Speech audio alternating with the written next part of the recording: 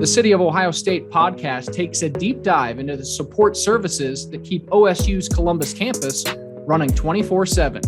Hear from industry experts in facilities, construction, real estate, public safety, transportation, and more. The City of Ohio State podcast is brought to you by the Office of Administration and Planning. Go Bucks!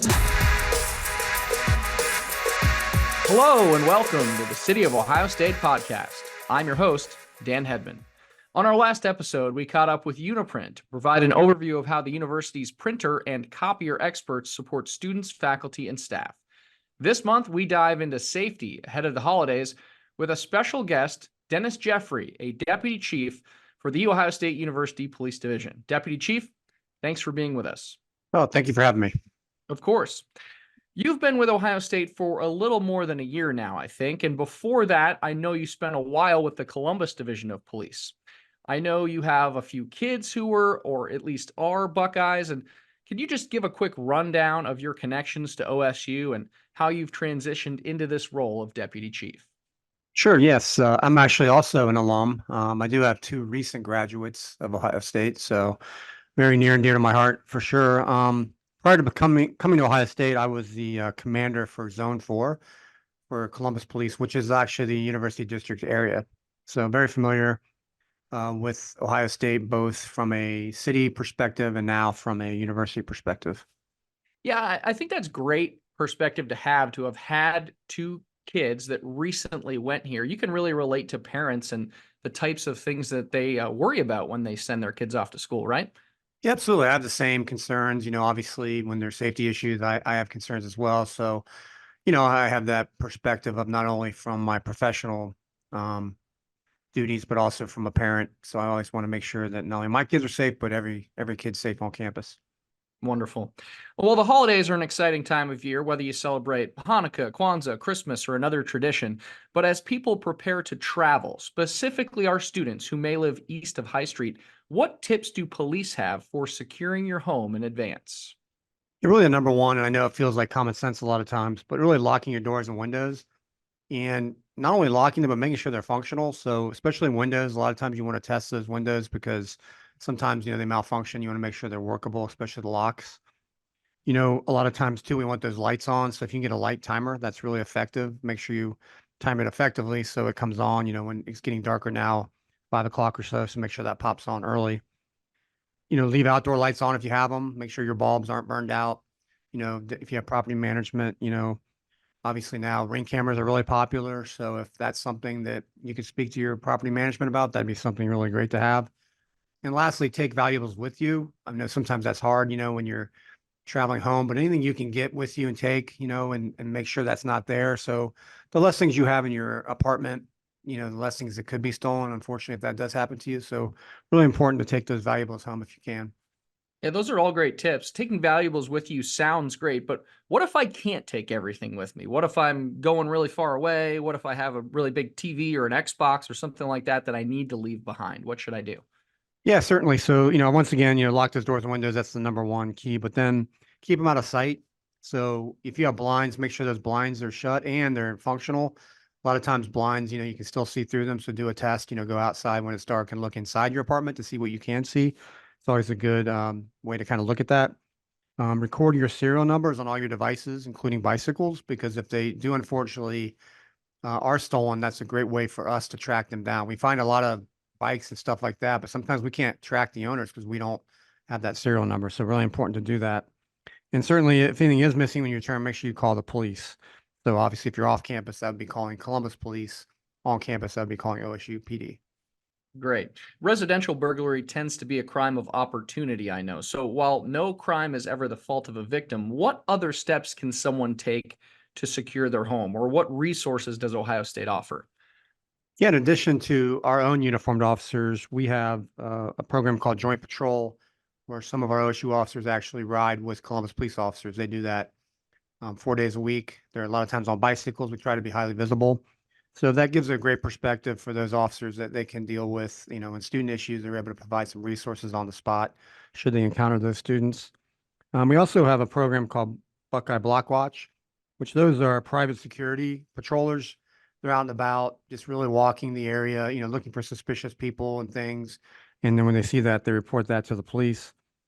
Student Life also offers free window and door alarms and smart plugs for light timers. So that's something that's a great resource to have, and you can get those at the higher union. So we talked a lot about off campus. I know we have a lot of students living on campus too, and that's a little bit different. There's swipe access in a residence hall, but what can I expect if I'm a student in a residence hall as opposed to off campus? Are police still patrolling? Are security officers in the area, or is it just a ghost town around here and I won't know till I get back if something went wrong? No, we still patrol, and we know that when the breaks happen, sometimes folks come on campus knowing folks are gone. So we still continue to patrol those, and obviously, some of the dorms still have staff, so we work in coordination with them to make sure there's always a presence as much as possible. And obviously, we have a great many cameras on campus, so we're always looking with cameras as well to see if we see folks that look like they might be out of place, so we can go talk to those folks and see what they're doing on campus. These are all helpful tips. Is there anything else beyond safety tips, like, that physical safety or even safety of your valued items? Anything people should consider before heading out on winter break we haven't touched on? Yeah, one thing is mail. So, and a lot of times, if mail starts piling up, that's an indicator that someone's not home. So, if you can stop that mail, and I believe you can do that online, or stop by your local post office, get that done. Make sure packages aren't delivered while you're away.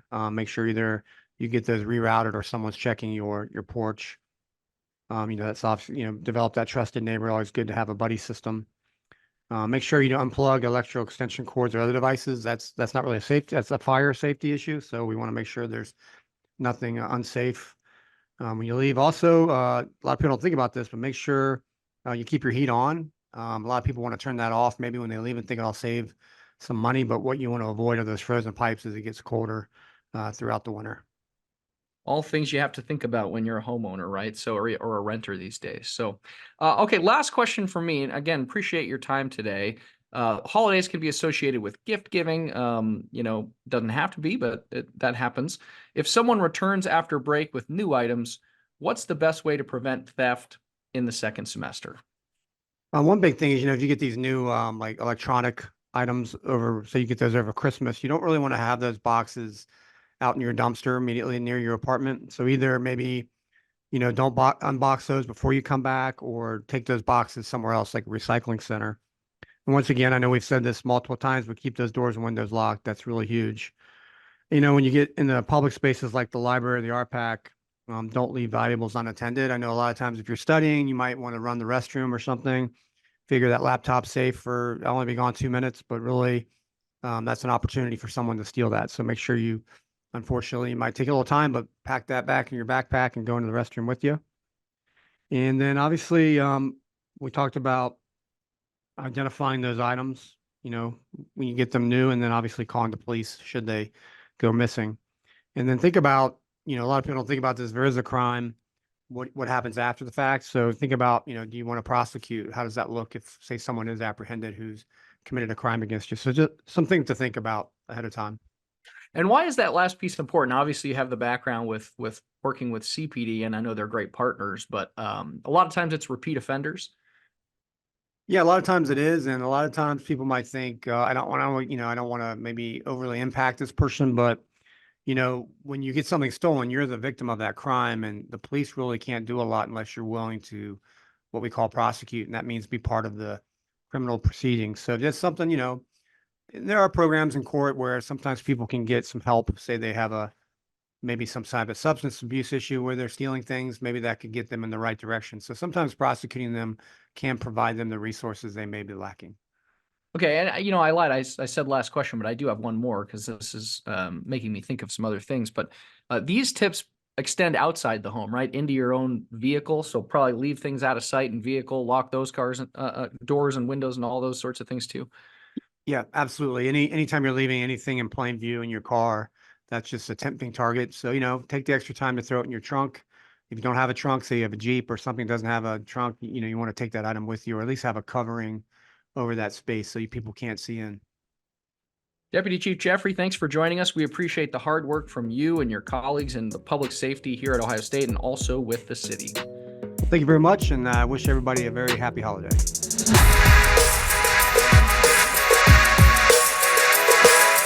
The City of Ohio State podcast is brought to you by the Office of Administration and Planning. Until next time, be kind and go Bucks.